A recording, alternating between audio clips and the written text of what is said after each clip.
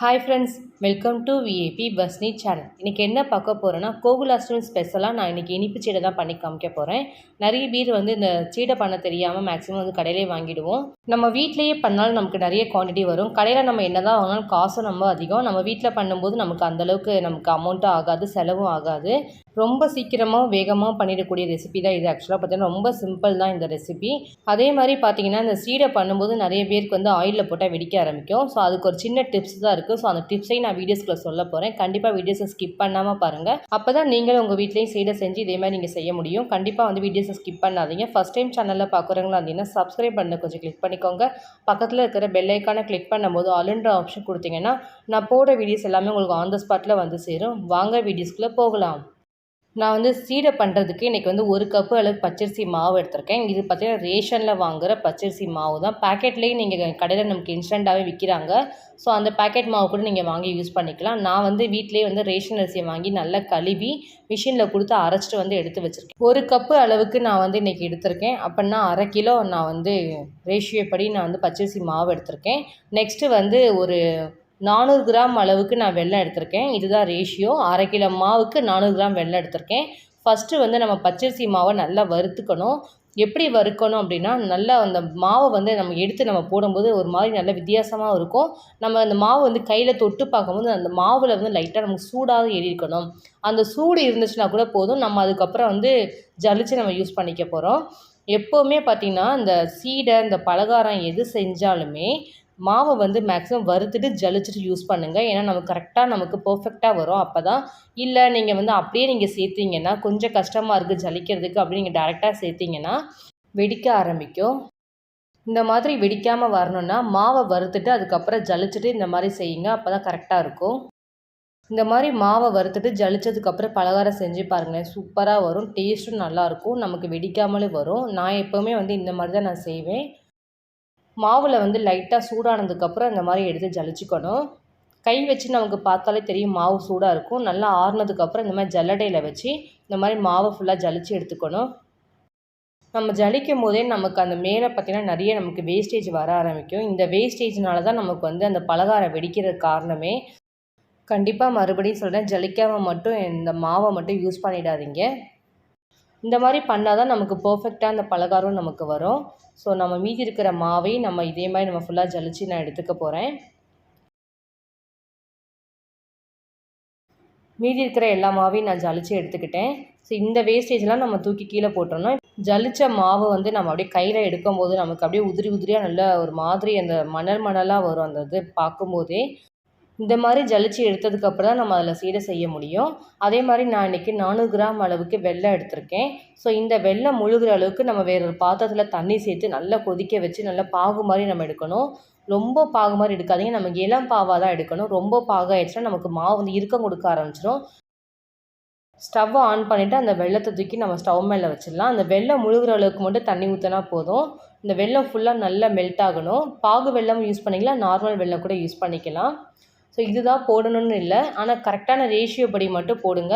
Suppose உங்களுக்கு mix பண்ணும்போது உங்களுக்கு எக்ஸஸாக வெல்லம் அதிகமாகிடுச்சு அப்படின்னாலும் ஒன்றும் ப்ராப்ளம் இல்லை. ஜலிச்சு நம்ம எடுத்து வச்சுருந்தோம் பாருங்கள் பச்சரிசி மாவு, அதை கூட நம்ம லைட்டாக யூஸ் பண்ணிக்கலாம். சப்போஸ் உங்களுக்கு ரொம்ப தண்ணியாக இருக்கிற மாதிரி இருந்துச்சுனாலும் நம்ம பாதி இருக்கிற மாவில் நம்ம கொஞ்சம் எடுத்து வச்சுட்டு அதை லாஸ்ட்டில் நம்ம ஆட் பண்ணி கூட மிக்ஸ் பண்ணிக்கலாம். ஸோ இந்த வெல்லம் பார்த்திங்கன்னா நமக்கு அப்படியே எடுக்கும்போது நமக்கு அப்படியே லிக்யூடாக வர்ற மாதிரி இருக்கணும். அந்த ஸ்டேஜ் தான் கரெக்டாக இருக்கும். சீடைக்கு நம்ம மாவு ஜலிச்சு எடுத்துருந்தோம் பாருங்கள். இப்போ நம்ம அந்த மாவு தான் நம்ம எடுத்திருக்கோம். லைட்டாக ஒரு 1/4 டீஸ்பூன் உப்பு சேர்த்துக்கலாம். ஸ்வீட் பண்ணும்போது லைட்டாக உப்பு சேருங்க, டேஸ்ட் நல்லாயிருக்கும். நம்ம வெல்லம் காய்ச்சி வச்சுருக்கோம் பாருங்கள். ஆறின வெல்லத்தை அப்படியே சேருங்க. சூடாக இருக்கும்போது வேண்டாம், நான் கொஞ்சம் லைட்டாக விதன்னு இருக்கிற மாதிரி சேருங்க. ஸோ இந்த சேர்த்த வெல்லத்தை கரெக்டான ரேஷியோ படி சேர்த்திங்கன்னா ஒன்றோட ஒன்று மிக்ஸ் பண்ணிக்கலாம். சப்போஸ் உங்களுக்கு இந்த ஸ்டேஜில் தான் கொஞ்சம் வெல்லம் உங்களுக்கு அதிகமாகிடுச்சு அப்படின்னு நீங்கள் யோசிச்சிங்கன்னா மாவு கொஞ்சம் இருந்துச்சுன்னா அதை கூட சேர்த்துக்கோங்க. இல்லைனா திரும்பி நீங்கள் மாவு இல்லைனாலும் வறுத்துட்டு திரும்பவும் ஜலிச்சுட்டு நீங்கள் அந்த மாதிரி தான் சேர்க்கணும். அவசரத்துக்கு டக்குன்னு 2 ஸ்பூன் சேர்த்துக்கலாமேன்னு சேர்த்துடாதீங்க. ஏன்னா அதோட ரிசல்ட் பார்த்திங்கன்னா வெடிக்க தான் ஆரம்பிக்கும் உங்களுக்கு சீடை ஃபுல்லாகவே. ஸோ அதனால் கொஞ்சம் கேர்ஃபுல்லாக நீங்கள் இந்த சீடையை மட்டும் கொஞ்சம் பண்ணுற மாதிரி இருக்கும். ஸோ இந்த மாதிரி ஃபுல்லாக மிக்ஸ் பண்ணிக்கோங்க. நம்ம கையில் எடுக்கும்போதே நமக்கு ஈஸியாக இருக்கும். அந்தளவுக்கு நம்ம ஃபுல்லாக கரெக்டாக இருக்கணும். சப்போஸ் உங்களுக்கு லிக்யூடாக ஆச்சுன்னா கொஞ்சம் மாவு சேர்த்துக்கலாம். இல்லை கரெக்டாக பதத்தில் தான் இருக்குது அப்படின்னா நீங்கள் அப்படியே கூட விட்டுறலாம். சூடு ஆறுனதுக்கப்புறம் லைட்டாக நம்ம அந்த கையை வச்சு ஃபுல்லாக மிக்ஸ் பண்ணிக்கலாம். நம்ம வந்து வெல்லம் வந்து லைட்டான ஹீட்டில் தான் ஊற்றிருக்கோம், அதனால லைட்டாக கொஞ்சம் சூடு இருக்க தான் செய்யும். ஸோ ஆறுனதுக்கப்புறம் கூட சேர்த்துக்கலாம், ஒன்றும் ப்ராப்ளம் இல்லை. ஸோ நான் இப்போ வந்து ஒரு 1/2 டீஸ்பூன் ஏலக்காய் பொடி சேர்த்துருக்கேன். ஏலக்காய் பொடி கண்டிப்பாக போடுங்க, நான் அப்போ தான் நல்லாயிருக்கும் அதோட ஃப்ளேவர், டேஸ்ட்டும் எல்லாமே. ஸோ திரும்பவும் கையை வச்சு ஃபுல்லாக மிக்ஸ் பண்ணிக்கலாம். நம்ம கையில் வந்து அது நல்லா ஒட்ட தான் செய்யும். லைட்டாக ஒரு 2 ஸ்பூன் அளவுக்கு நெய் சேர்த்துட்டு அதை ஃபுல்லாக மிக்ஸ் பண்ணி திரும்பவும் நம்ம தட்டு போட்டு மூடிக்கலாம். இதை வந்து உடனே நீங்கள் செய்யணுனாலும் செய்யலாம். சப்போஸ் இந்த சீடை மாவை பார்த்தீங்கன்னா உடனே செய்ய முடியலனாலும் நீங்கள் நைட்டு கூட செஞ்சுக்கலாம். மார்னிங் நீங்கள் இந்த மாதிரி மாவு ஊற வச்சுட்டு நைட்டு கூட இந்த மாதிரி நீங்கள் சீடை செய்ய ஸ்டார்ட் பண்ணிடலாம். ஸோ நான் வந்து ஒரு 4 ஹவர்ஸ் கொஞ்சம் மாவு ஊற வச்சுட்டு அதுக்கப்புறம் செய்கிறேன். மாவு ஊறினதுக்கப்புறம் செஞ்சிங்கன்னா நல்லாயிருக்கும், நமக்கு அது டேஸ்ட்டும் நமக்கு நல்லா கொஞ்சம் ஊறி போயிருக்கிறதுனால கரெக்டான கன்சிஸ்டன்சியாக நமக்கு வரும் அந்த சீடை பார்த்திங்கன்னா.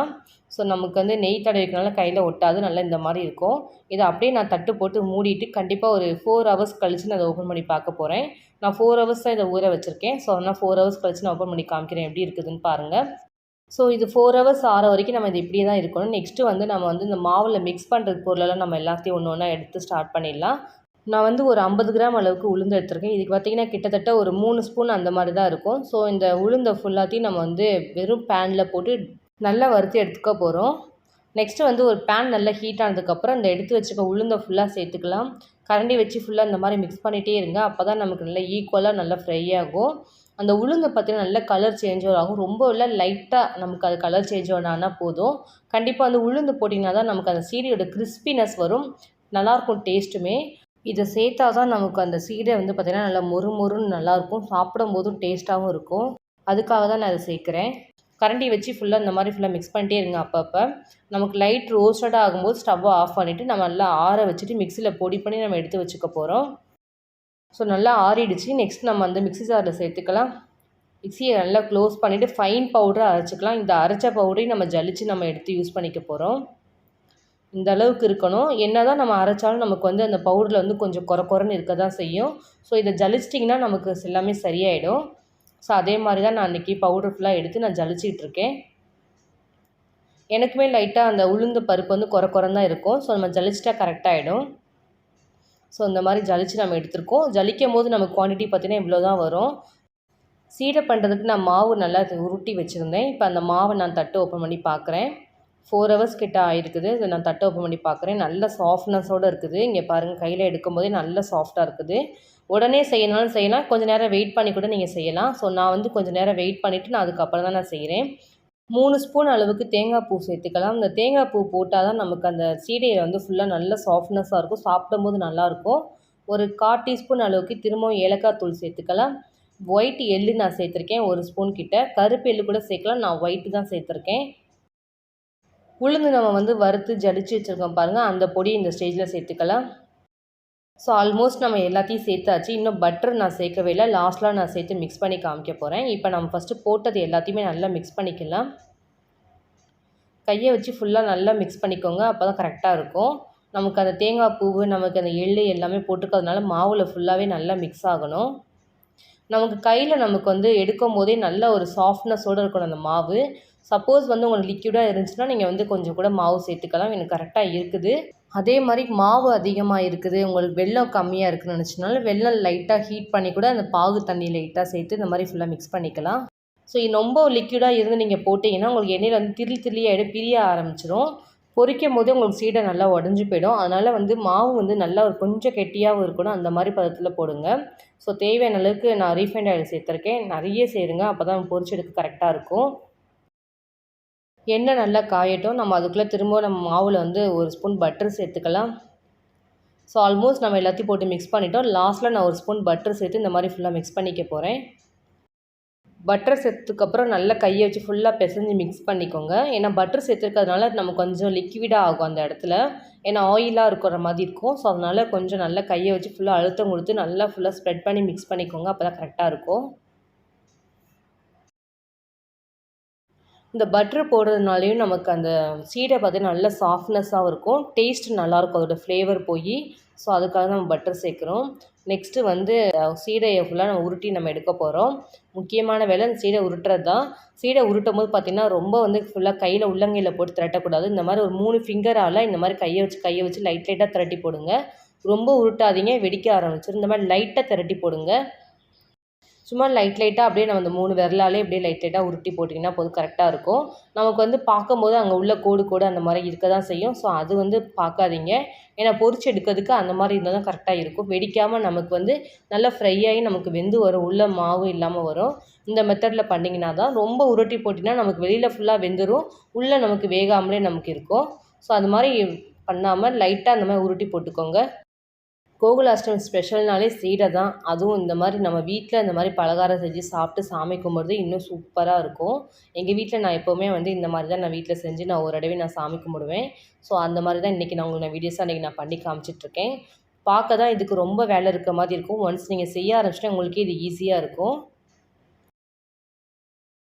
இந்த பதத்தில் நம்ம எல்லாமே ஈக்குவலாக நம்ம ஒன்றா திரட்டிக்கணும். ஒன்றோட ஒன்று ஒட்டாத மாதிரி தனித்தனியாக எடுத்து வச்சுக்கோங்க. அப்போ தான் கரெக்டாக இருக்கும். சீடையை பொறுத்த வரைக்கும் நமக்கு இந்த மாவை உருட்டி எடுக்கிறது தான் ரொம்ப வேலையே அதிகமே. இந்த மாதிரி ஆயிலில் நம்ம போடும்போது ஸ்லோவில் வச்சு நம்ம பொரிச்சு எடுக்க போகிறோம். அப்போ வந்து லைட்டாக வந்து அப்போ கொஞ்சம் உருட்டி போட்டு இந்த மாதிரி நம்ம பொரிச்சிக்கலாம். கொஞ்சம் இன்னும் ஈஸியாக இருக்கும். ஸோ அதனால் நான் இப்போ பாதி அளவுக்கு மட்டும் நான் சீடையை நான் உருட்டியிருக்கேன். இன்னும் பாதி நான் அப்புறமா நான் வந்து பொரிச்சிட்டே இருக்கும்போது நான் கொஞ்சம் இந்த மாதிரி நான் உருண்டையாக உருட்டிக்குவேன். எனக்கு கொஞ்சம் ஈஸியாக இருக்கும். ஸோ இப்போ வந்து நான் வந்து தேவையான அளவுக்கு மட்டும் நான் எடுத்திருக்கேன். இப்போ இதை நம்ம ஆயிலில் போட்டு பொரிச்சு எடுத்துக்கலாம். எண்ணெய் நல்லா சூடாகட்டும். சூடானதுக்கப்புறம் அடுப்பை ஃபுல்லாக ஸ்லோ பண்ணிவிடுங்க. கை வச்சு பாருங்கள் நல்லா ஹீட்டாக இருக்கா என்னான்னு. ஹீட் ஆகிடுச்சு அப்படின்னா அடுப்பை ஃபுல்லாக ஸ்லோ பண்ணிவிட்டு இந்த உருண்டையெல்லாம் ஒன்று ஒன்றா போட ஆரம்பிக்கணும். ஃபஸ்ட்டு ஒரு 2 சாம்பிளுக்கு போட்டு பாருங்கள். போட்டு பார்த்துட்டு அதுக்கப்புறம் மற்ற உருண்டைகளை போடுங்க. மொத்தமாக போட்டுறாதீங்க. அப்புறம் வெடிக்க ஆரம்பிச்சிட்டா உங்களுக்கு கொஞ்சம் ப்ராப்ளம் ஆகிடும். ஸோ அதனால் கொஞ்சம் கேர்ஃபுல்லாக அதை ஹேண்டில் பண்ணுங்கள், சீடையை மட்டும். ஸோ நானே வந்து செக் பண்ணுறதுக்காக ரொம்ப போடல, கொஞ்சம் தான் மட்டும் போட்டிருக்கேன். போட்டுட்டு இது எப்படி வருது அப்படின்னு பார்க்கறதுக்காக லைட்டாக போட்டு பார்த்தேன். எனக்கு கரெக்டாக வருது. போட்ட உடனே கரண்டியை போட்டுறாதீங்க. ஒரு 2 நிமிஷம் கழித்து இந்த மாதிரி கரண்டியால் ஃபுல்லாக ஸ்ப்ரெட் பண்ணி விடுங்க. ஸ்ப்ரெட் பண்ணும்போது கூட ரொம்ப லேஸாக தான் விடணும். நீங்கள் தனித்தனியாக அழுத்தி கொஞ்சம் பண்ணிட்டீங்கனாலும் நமக்கு உருண்டையெல்லாம் உடைய ஆரம்பிச்சு. இது ரொம்ப சாஃப்டாக இருக்கும். இந்த உருண்டை பார்த்திங்கன்னா நம்ம கடிக்கும் போது தான் இது கொஞ்சம் லைட்டாக ஹார்டாக இருக்கிற மாதிரி இருக்கும். ஆனால் நம்ம வந்து கரண்டியில் மிக்ஸ் பண்ணும்போது ரொம்ப சாஃப்டாக இருக்கும். குலோப் ஜாமுன் பொரிச்சு எடுக்கிற மாதிரி தான் இருக்கும் இதோட சாஃப்ட்னஸ் பார்த்திங்கன்னா. ஸோ அதனால் வந்து கரண்டியால் லைட்டாக அந்த மாதிரி மிக்ஸ் பண்ணி விடுங்க. கொஞ்சம் கொஞ்சமாக போட்டு பொரிச்சிடுங்க. உங்களுக்கு ரொம்ப ஈஸியாக இருக்கும். ஸோ ஃபஸ்ட்டு நான் போட்ட உருண்டை எல்லாமே நல்லா பொரிஞ்சிடுச்சு. எனக்கு வெடிக்கவும் இல்லை, ப்ராப்பராக வந்திருக்குது. இந்த மாதிரி தான் நமக்கு அந்த உருண்டையிலெல்லாம் கொஞ்சம் வெடிப்பு வந்திருக்கும். இந்த வெடிப்பு வந்தால் தான் கரெக்டான ஸ்டேஜ்னு அர்த்தம். அப்போ தான் நமக்கு உள்ளே ஃபுல்லாக குக் ஆகும். நமக்கு மாவுமே நல்லாயிருக்கும், கடிச்சு சாப்பிட்றதுக்கும் டேஸ்ட்டாகவும் இருக்கும். மீதி இருக்கிற உருண்டைகள்லாம் நான் அடுத்து சேர்த்துக்க போகிறேன். செகண்ட் ஹாஃப் போடும்போது நான் கொஞ்சம் நிறையவே சேர்த்துருக்கேன். ஏன்னா ஃபஸ்ட்டு நான் வந்து எப்படி இருக்குன்னு செக் பண்ணுறதுக்காக நான் ஒரு 5 பீஸ் அந்த மாதிரி தான் போட்டு பார்த்தேன். செகண்ட் ஹாஃப் வந்து நமக்கு ஓகே எதுவும் ஆகலை அப்படின்ற பட்சத்தில் கொஞ்சம் எக்ஸ்ட்ராவே நம்ம போட்டு இந்த மாதிரி நல்லா பொரிச்சு எடுத்துக்கலாம். போட்ட உடனே கரண்டி வச்சு மிக்ஸ் பண்ணாதீங்க. இந்த மாதிரி லைட்டாக அப்படியே கரண்டியால் தள்ளி விடுங்க. ஏன்னா வந்து ரொம்ப சாஃப்டாக இருக்கனால நமக்கு உடைய ஆரம்பிச்சிடும். நமக்கு அந்த சீடை உருண்டை எல்லாமே ஒன் சைடு நல்லா வெந்திருக்கு பார்த்தீங்களா, இன்னொரு சைடு அதேமாதிரி திருப்பி விட்டுக்கலாம். நம்ம முறுக்கு இதெல்லாம் போடும்போது நல்லா கரண்டி வச்சு ஃபுல்லாக மிக்ஸ் பண்ணி விடுவோம். நம்ம வந்து அப்பப்போ திருப்பி விடுவோம். அந்த சீடையை மட்டும் வந்து கொஞ்சம் கேர்ஃபுல்லாக நம்ம ஹேண்டில் பண்ணி நம்ம பண்ணுற மாதிரி இருக்கும். லைட்டாக மிக்ஸ் பண்ணி விட்டிங்கனாலே போதும், நமக்கு ஈக்குவலாக வெந்துடும். அதே மாதிரி முக்கியமாக அந்த சீடை போடுறதுக்கு அடுப்பை ஃபுல்லாக ஸ்லோ பண்ணிவிடுங்க. அப்போ தான் நமக்கு அந்த சீடையில் இருக்கிற மாவு எல்லாமே நல்லா குக்காகி வெந்து வரும். நம்ம தேங்காய் துருவலெல்லாம் போட்டுக்கலாம், இன்னும் சாஃப்டாக சூப்பராக இருக்கும். நீங்களே ஒன்ஸ் இதை செஞ்சு பார்த்துட்டு மறக்கவே மாட்டீங்க, அவ்வளோ டேஸ்ட்டாக இருக்கும். ஸோ ஆல்மோஸ்ட் சீடையை ஃபுல்லாக பொரிச்சு எடுத்தாச்சு. ஸோ இதை நம்ம அப்படியே வேறு ஒரு பிளேட்டில் ட்ரான்ஸ்ஃபர் பண்ணிடலாம். இன்றைக்கி என்னோடய ஸ்டைலில் உங்களுக்கு நான் கோகுலாஷ்டமி ஸ்பெஷலாக இன்றைக்கி நான் இனிப்பு சீடை பண்ணி காமிச்சிருக்கேன். கண்டிப்பாக நீங்கள் ட்ரை பண்ணி பாருங்கள். உங்கள் வீட்டில் இதே மாதிரி நான் சொன்ன டிப்ஸ் மாதிரி நீங்கள் செஞ்சு பாருங்கள். அப்போ தான் உங்களுக்கு பர்ஃபெக்டான சீடை உங்கள் வீட்டிலே நீங்களும் செஞ்சு சாமி கும்பிட முடியும். இந்த சீடையை பார்த்தீங்கன்னா கையிலே நான் பிச்சு காமிக்கிறேன் பாருங்கள். ரொம்ப ஈஸியாக தான் இருக்கும், ஹார்டாகவே இருக்காது. பார்த்தீங்கன்னா கையிலே டக்குன்னு வருது பாருங்கள். இது அவ்வளோ தூளாக எனக்கு அவ்வளோ சாஃப்டாக இருக்குது. கையில் ஒடிக்க எனக்கு வந்துக்கிட்டே இருக்குது.